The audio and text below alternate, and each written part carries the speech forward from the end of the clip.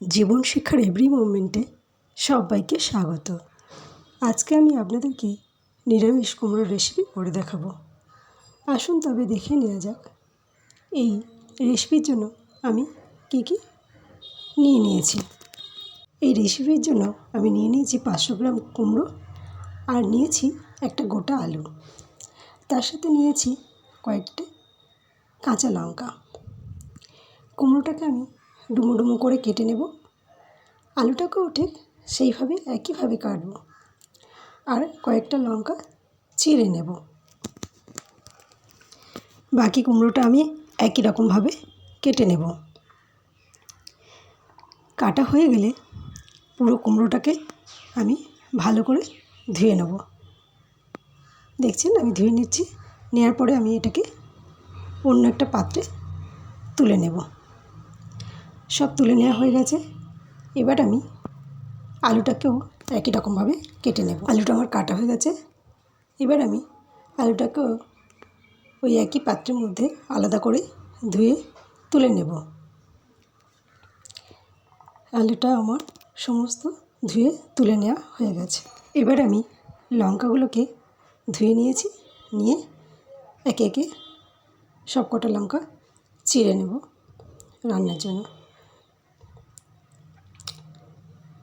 সমস্ত লঙ্কা আমার চিড়ে নেওয়া হয়ে গেছে। চলুন তবে আসা যাক মূল পর্বে। ওভেনে কড়াইটা চাপিয়ে দিয়ে পরিমাণ মতো তেল দিয়ে দিয়েছি। তেলটা গরম হয়ে যাওয়ার পরে দিয়ে দিলাম একটা গোটা তেজপাতা, একটা শুকনো লঙ্কা। এবার দিয়ে দেব 1 চামচ 5 ফোড়ন। এবার মশলাটা রেডি হলে দিয়ে দেব কেটে রাখা আলুগুলো।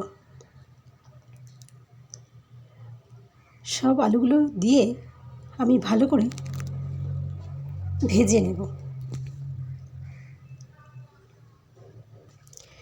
আলুগুলো আমার সব দিয়ে দেওয়া হয়ে গেছে। এবার ভেজে নেব।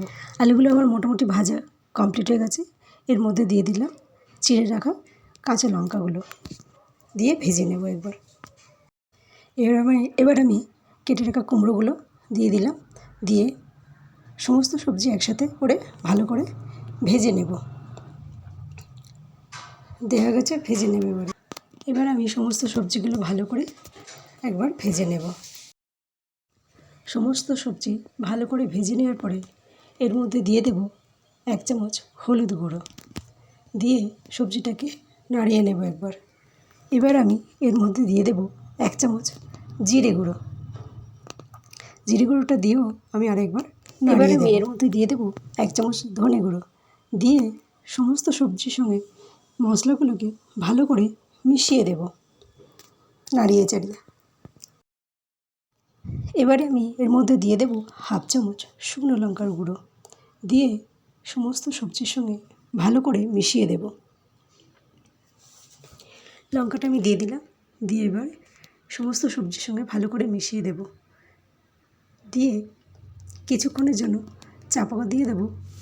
ফ্লেমটাকে সিমের সঙ্গে দিয়ে দেব স্বাদ অনুযায়ী লবণ। লবণটা দিয়ে সমস্ত সবজিটাকে ভালো করে নাড়িয়ে চাড়িয়ে দেওয়ার পরে ফ্লেমটাকে সিমে দিয়ে চাপা দিয়ে দেবো। দিলে কি হবে, জল উঠে সমস্ত সবজিটা খুব সুন্দরভাবে সিদ্ধ হয়ে যাবে। রেসিপিটা আমার কমপ্লিট হয়ে গেছে।